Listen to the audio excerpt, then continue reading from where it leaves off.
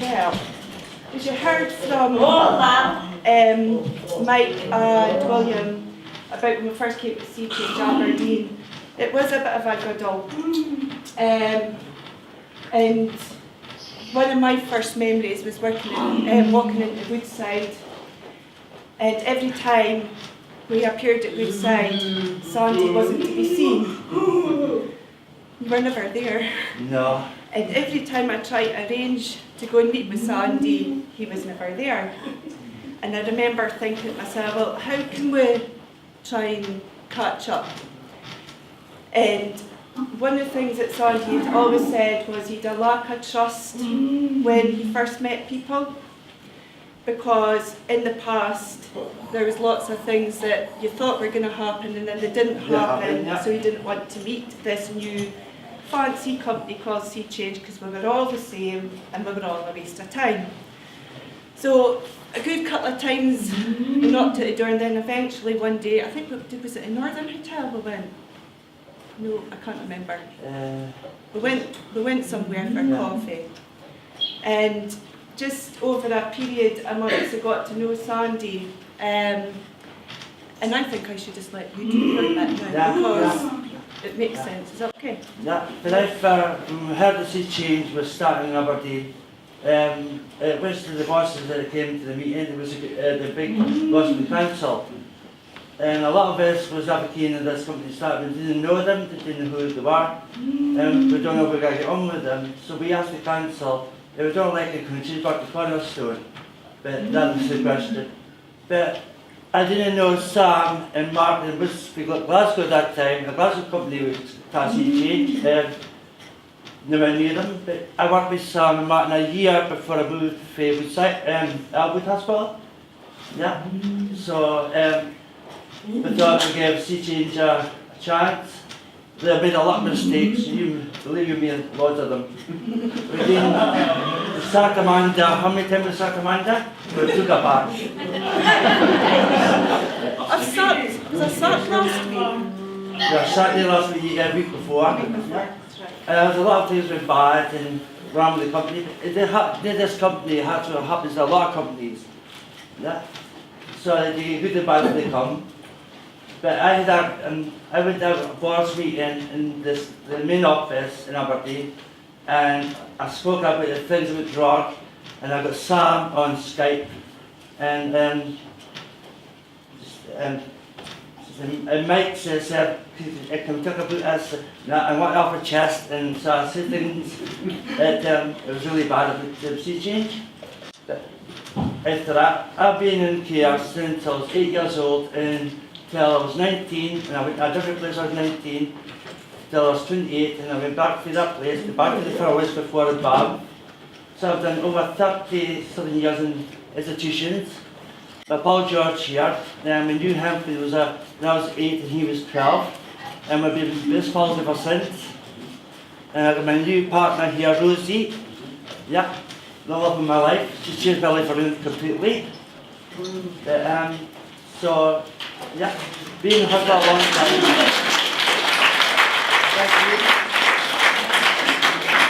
Been in hospital a long time, and a lot of things have been bad, really bad. I tried to harm myself so many times, committed suicide, you name it. Being in there when I was 8 till I was 19, because I went to another place in Glasgow, Lancashire. I was there when I was 19 until I was 28. And I tell him, if I leave Carstairs, I come back to the BAM, I tell him I'm really gone. So I moved back to the BAM, but instead I come through Dundee, Glasgow, up to back north. They took the country roads, so I wouldn't care if I was going. As soon as I saw Mayfield, they took my house, a big villa, it was a boys' unit, and I thought, I'm going back to this place as soon as in that villa. But ever since, I've tried suicide again, you name it, didn't like it. And then when this was closed in 1999, it closed, and we went to a place called Woodlands. We were there for about a year, and then we moved to Elwood Hospital. And Aberdeen was staying our place, because at least place, you could wander about the house, you go to Elgin, or Inverness wanted it, there's no restrictions. But as soon as it was closed, and then Woodlands for West, there was instructions for us to leave there as well. But as soon as we got to Elwood, that was our freedom to the war. I know I'll do with staff, you name it, shopping trips. It was a nightmare. And I thought, I'll never go to a hospital, I thought I was going to die in there. Then I had a neuropsychiatrist called Dr. Oliver. He gave me a chance. And I still didn't want it, but I didn't. It was the first chance of me being a flat my own. I've been there 2009 and I'm still there. It's amazing, but the first week there was lots of restrictions in my life because I had a gas cooker. I still didn't make it. I mean, in my bedroom there was a fire alarm and I had a table and a chair smoking. I fell into half past 3 in the morning. You have a 5 hours, because my father's restrictions, I was only 5 hours a day. Every time I was going out OT, I was hiding for the cupboard because my father used to give me them. That was the shit that I did. So I built the cooker instead of me having a lighter. So I switched off the cooker completely. Cleaning stuff as I locked a cupboard. Everything was clean up, and it's like a prisoner in my own flat. I cannot move and the staff are there. And I'm locked up after 10 o'clock at night. You need all the, because all my flats are alarmed, so I can't commute around. So it's a total nightmare. Since teachers came over and had loads of goals, but there I met every one of them. So this place didn't make me weaker, it made me stronger. Other things that did, my voice changed. How was that? I don't know. So that was part of my life. BBC changed because I went for it because I had no freedom, nothing. And since teaching over, ever since Alice's change, it started off, it was my care manager, can't remember her name, she went to work, my work woman, to see how I got from work back home. And after that, I was taking a bus for Woodside to my work one place, we staff at work, some stuff were a nightmare, yeah, but I had no freedom at all. And then just thinking about freedom, 5 minutes after I walked, the shops up the road, I tell you there about 5 minutes up, so I could get the 5 minutes back. But that was it. So will I speak a bit about what we did early days? Yeah. So as Sandy described when we went to work for him, though he was staying in his own flat and he'd made kind of big step to moving from a ward into a flat, he still felt like he was a prisoner in his own home, and it was tricky at the beginning to try and identify what you needed. But I think spending time with you and really listening to the things that wasn't right, and accepting that sometimes we were going to be making mistakes with Sandy, but the most important thing was just to keep listening to him and not judge him, because I remember one of the incidents was when he went to Turriff. Yeah. And he decided he was going on, you were there as well, Maggie. You decided you were going to go for a wee walk on your own, which you had been able to do in Aberdeen, but that day, before you knew it, you had the police and everybody looking for Sandy. And when he came back to Aberdeen, he was really quite angry with us as well, with Sea Change, because he was, I think, would I be right in saying you were kind of trying to protect yourself because you thought you were going to get the blame? Because of the member stuff it was VS. Yeah. Avril was VS and it was a lassie called Kay, and Avril knows again if it gives you the time to be about a certain place, and we're there. But then when I went to Wah, it was that place for about half an hour and they didn't turn up. And then I had a policeman, a policewoman, and I asked if they could see Margaret and another two staff. I didn't say Margaret, but I can't remember if I said it about you, but there are two carers. If you see them, you can tell them to look for them. And then I went from there to the car park to see them at the end. I was there for about an hour. And then they turned up and they gave me the lip and everything. So I disappeared. I walked through there in a quarry. And I sat in the quarry, and I was there maybe an hour to an hour and a half. And then the policewoman at the top says, "We're following him, he's safe and sound." And then Kay made me squeeze the car because she said Margaret was upstairs, she didn't go see you and everything. And Margaret says, "No, I just want to beat you because I thought you had disappeared for good." And the police were great as well because they're good at listening to me. and then Kate started that there with Margaret. They didn't want me to go back to the car yet. She wanted me to go back to the police van. But the policeman talked to me and says, if we put your car, we promise in the head. And I said, I'll behave and everything, I'll keep my promise. And I did. And then I thought they'll listen to Kate instead of me, because every time something goes on, it's always us that's wrong. Because they don't listen to us. They believe the staff before they believe us, and it's happened everywhere. But I was amazed how they took my side, because there's never no staff or no doctors ever done it before. Just amazing. So what we did from that is we listened to Sandy, and one of the things that Sandy said is, when I'm upset, when I'm angry, don't keep hassling me. Just leave me be. And that's what we learned, and it was just over a period of time that we spent with Sandy that we began to realise that was the best way to work with you. If I was with staff, and I used to tell them to go and give my phone if I need them, to let me come to it. And if it starts to my flat, I'm near the quiet room or outside for a walk. That's where I deal with it, but I don't like the staff to be angry. It's the same if family make me angry forever or upset. I don't want to see them like that, so I walk away from it and just go up his one. Rosie knows my temper. We argue. Every time it's been an arrow, it was getting me higher and higher, and I had to walk away from it. Poor Rosie was a bit frightened because my voice was a big tone, but she stayed right enough, and she always said I was the wrong at that time. Yeah, she should have stopped dead instead of carrying on. But that's how I deal with it. If I get a problem with staff, I either lock myself up and I'll tell them my phone and I'll really calm down. That's how you deal with it. Yeah. Okay. So when we went to work for Sandy in 2013, it was 24/7 support, as Sandy described. He had to be back in his flat at 10 o'clock at night. It was like a curfew, and he believed that was what you had to do because of at the time you were on a CTO. Yeah. But what we found was we couldn't even find copies of the CTOs, so we had to go and we requested them. And when we looked through the CTO, there was nothing to say that he had to be back in his flat by 10 o'clock at night.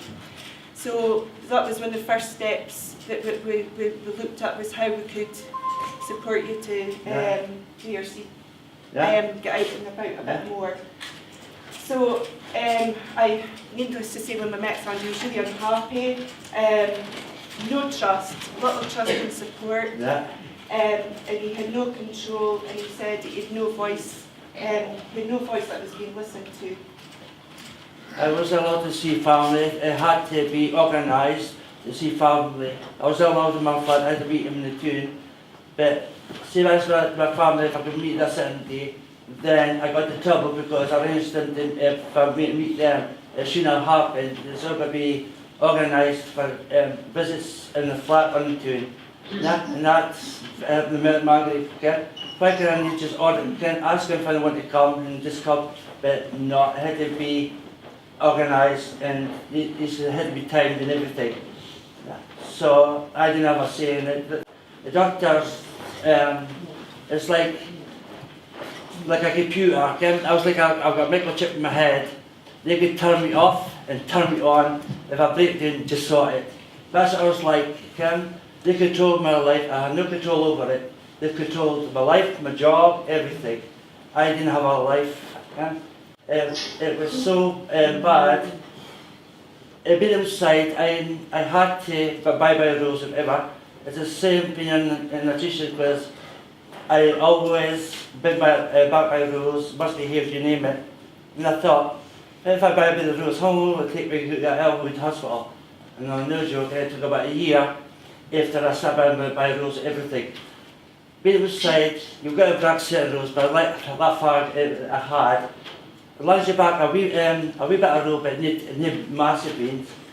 So, yes, being in hospital and everything, you always got to break the rules. You don't abide by them. As long as that's just a little bit, the big things. Okay, so when we went to work for Sandy, Sandy stayed in, it was like five flats? Yeah, 5. There was Yeah. 5 flats, and there was one staff team that kind of went from pillar to post. So it was shared staff, and that used to cause quite a lot of stress because sometimes you would be expected to get your support and somebody would be in working with Maggie or working with Bruce or somebody else. And it didn't seem to have any focus on moving forward, and it seemed to be about what Sandy was describing about keeping folks safe with the buzzers and the bells. And, but Sandy described he can't how to work some of the buzzers and bells. And Yeah. No, I've got a few whales in my time. Yeah. So even when Margaret was my partner, because when this next job, at night time we cover his flat. So I used to go out and Margaret would come out and Margaret used to go in. And well, I used to shut my door first and then pretend I was going to get missed. But no, I was got a Margaret's flat, we stayed there all night. You know, yeah. But it didn't take long to the staff cut off, it was happening. Andy, me and you that fight do it on you. Eh? Me and you didn't fight. No, George, we didn't, eh? No. Every time a lady bridge on, you was always a good friend of mine. Yeah. I'm a good friend of this, George. Yeah. It's a long, long time on you. Aye, London, George. Aye. You're a good guy. Yeah. Yeah, George, I'm going to get big as a bit here. How many times did you escape from Elwood? Just something that Elwood's never learned, is it, George? Yeah, you always use the same active. You use a garden bench, there's a gate in the garden Elwood, there's a gate. And the gate, garden bench is always there. And George puts, I guess, the door opens with the lock, goes out, walks over. It's kind of, they never saw every Saturday George used to disappear. Then the hospital used to get a phone call to the pub he used to go to, just the football his mum and dad used to go to. Then I give George ideas now. Say that George, that's George. But that garden bench never moved. Yet the George's escaped, there's a lot of them, isn't there, George? But that garden bench has never changed. You have to get North Road as well. Eh? You have to get North Road. Yeah. Yeah, Gareth. Remember Gareth? He just built that. But the police was never called him down because Gareth would come back the same day.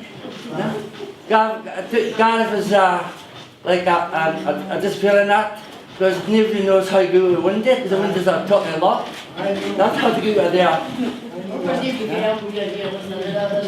Yeah, Elwood has got the characters in there. Aye, for Bally. He was stuck up the roof, they get the felt legit to get come out and get a bath. He was stuck up the roof. Yeah. It's amazing. Elwood's full of characters, isn't it, George? Yeah. They're full of characters and the staff are just that's the one. move on, son. Yeah, move on. Yeah. Right.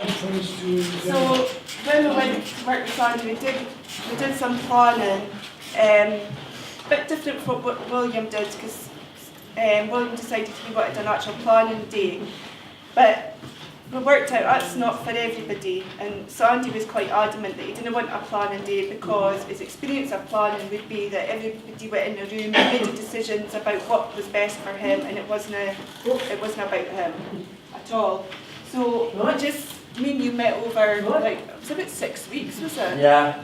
And Sandy came up with his plans, which was to move out of supported housing, go on holiday abroad, to get a pet, to get a job, have a relationship, take his own medication and have more control of his own money.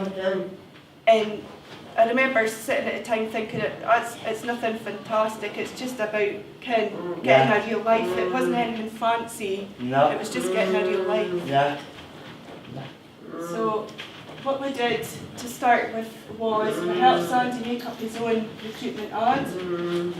We made your plan. Yeah. We developed a service design focusing on the future. We individualised your budget from a big pot of money so that you knew how much exactly you needed. And we supported Sandy to develop risk enabling support so he could experience life. And we've done this presentation a few times now, but we always say that was the most tricky bit, was it? I think the first stage was in Inverness. Talked to a lot of people, but by me, I'm used to talking to a lot of people, so I don't get nervous and nothing because I'm so used to it.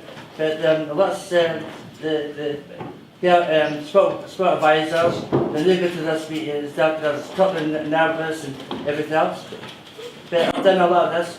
I did a bunches night at Lee's Bridge where about 500 people turned up and a lot of doctors and all nurses used to work at Lee's Bridge. 500. My fiancée that time was a lassie called Cathy, but she sadly passed away. Me and Cathy was gone for 7 years and 7 years engaged and 4 years together, but never actually with each other because we're in different wards. But she took in the haggis because she was picked to go in the haggis head. I said the grace in front of those people. But being in a lot of our meetings at Lee's Bridge, Lowlands, you name it, and I'm so used to it. So, to put that into perspective, we used to go to what we call CPAs, or an MDT with Sandy, and as Sandy described, he went in as cool as a cucumber, and I used to go in a nervous wreck. Because we used to go in and try and look, it was, can we go in with a risk assessment and say, Sandy would like to do this, and the first couple of times that we went, it was no. And then we started to change the way that we presented the risk assessments when we used to go into the CPAs, because we used to go in and say, right, this is what we're going to do, and this is a plan. And that's when we started to get a bit more, when we worked with our colleagues in health and social work. And we had to work on trust and help Sandy to learn by his mistakes, because that was what we found out pretty early on working with you, is that, as you can see, this gentleman's a skilled speaker, he can speak for himself, but you just needed somebody to help you. We would just like paperwork and forms and this that. I don't need a lot of support. I like to do things on my own with me and Rosie. Sometimes I need support because Rosie is fairly. When I go to a coffee shop or another shop on the road, and she's like, because every time I go for a fag, then Rosie's there to scratch at herself, and we used to be in the same shop. And one buys Rosie's something, she's there, she's sure I'm buying it. But my support candidate is good because then she could take Rosie away, do a bit of shopping, and then we meet up for lunch or coffee. So it gives me a break on my own and a bit of time for Rosie to deal with somebody else. So that's how I work. And as I say to staff, if I'm doing shopping, you're doing shopping. I don't want staff to be there doing nothing for we're shopping things. So it's great because then I can do my own shopping and they do shopping with Rosie. So that's kind of where I like to work. And the staff, the staff are always prepared to swear. But I said, yeah, I love self-swearing. Once it's important, but they hurting other people. That's the kind of fun I like to do because sometimes you do need a swear word, but in fun, as I say, not hurting other people. Okay. So, as we said there, that when we were, once we'd done all the planning, done all the work with health and everything, you had what we call an individual service fund, an ISF in short, and we looked at what paid support Sandy needed, but we always kind of looked at what things you could do yourself first, because that was really important to you. We looked at other opportunities for you to use your budget that linked into his outcomes. It wasn't all about paid support, it was about looking what you could get that you didn't have to pay for in terms of getting. Yeah, because agency, there was agency at the time because there wasn't enough staff to support me at that time. But now I don't have agency and I've got another support worker called Jake. But Jake has made a lot of mistakes as well. Sometimes I don't have any support there because sometimes I just lock my door. But it happens. I thought it was number one mistake, but no, it still happens. So don't laugh. And it's just that Jake, there's a lot of CCH's bosses and care managers, you name it, still happens. But if it happens, I just lock myself out, I don't even talk to them. So one of the things that Sandy used his ISF was he planned a holiday looking at no paid support because he really wanted to go away without a paid support member of staff. And I think 3 years ago, if we were going to be brutally honest, we didn't think that was going to be achievable. No. So one of the things that we did with Sandy's advertised for a holiday buddy. So we had a lady who's not here today actually, but I thought she might be, but she's not. But a lady called Flo, who volunteered to go away with Sandy, and what we did was used some of Sandy's ISF to pay for her holiday, but you didn't have to pay her hourly rate. And kind of, you looked for somebody that had similar interests. Yeah. You didn't need that now. No. I went to Ireland, me and Rosie went to Ireland, without any support, any staff ever. And we managed to cope, did we? But I think on we're there was it Tuesday to Friday. It was 4 days on the way, because it's Father's Day. We gave us 3 changes for this was Wednesday. Can we get a flight home? It was so boring, because where we was, we were at a hotel and it had little shops, like corner shops and coffee shops, but there was no really big stores. I was asked about on the hotel and I says, there's no big store better than this. They said no. And then on a Wednesday night, when we phoned to go back, talked was the lassie at the bar, and she says, yeah, there's a bigger shops and it's only for 9 minutes away on the bus. And then half a minute was gone anyway, so we only had up one day in the shops, that was it. No. But that guy says there's no big stores, didn't there? The good thing was that you worked it out on your own. Aye, yes we did, yeah. We just wouldn't come back early on the Wednesday, because of course we come back on Friday. But it's so boring, we said we wouldn't come back.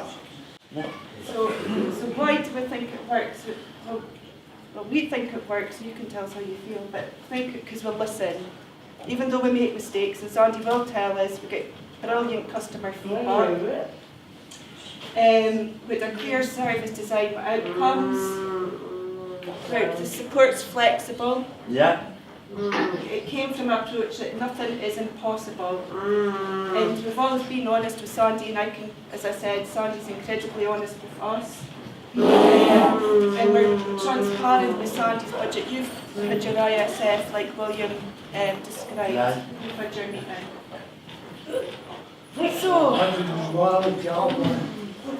like that one. As we said, you've seen Sandy's outcomes.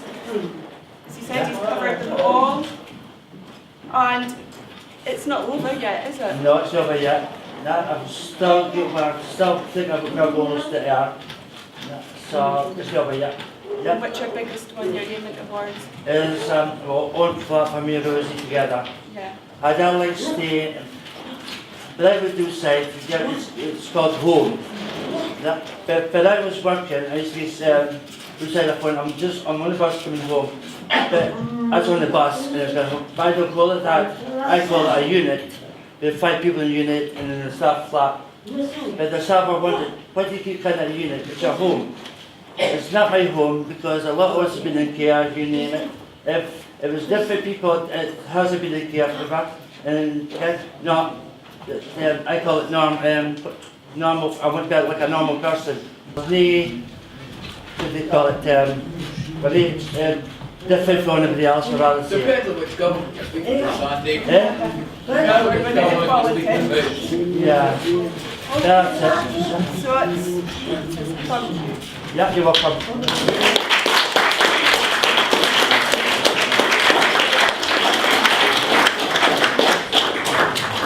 We'll stop for a wee tea break and some of Margie's cakes. Okay, so just go through and take coffee again. What?